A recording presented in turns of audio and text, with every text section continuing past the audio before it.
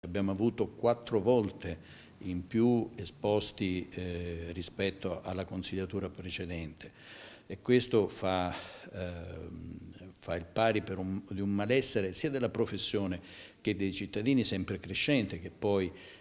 viene fuori dentro, ha il suo momento peggiore dentro l'aggressione al pronto soccorso. Le aggressioni nei pronto soccorso, come quella di Cittadella dello scorso 2 novembre, sono solo la punta dell'iceberg della violenza nei confronti dei sanitari. Basti pensare che negli ultimi 4 anni all'ordine sono arrivati più di 410 esposti contro i circa 170 dei precedenti 4 anni e più della metà di questi esposti sono stati archiviati senza procedere in quanto insussistenti.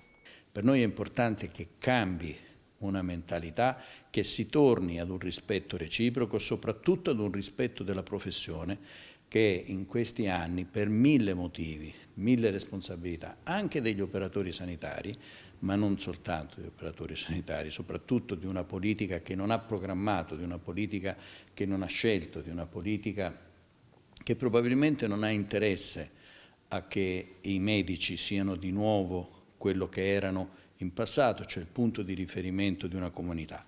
superando il paternalismo medico, però sicuramente non mettendo continuamente in discussione la loro professionalità e la loro dedizione al lavoro e alla gente. E sul tema della carenza dei medici, Crisarà dice che è una fake news spinta anche dalla politica. Si continua intorno a questa bugia della mancanza di medici. I medici non mancano, non sono mai mancati, sono mancati gli specialisti, ma perché è mancata la programmazione,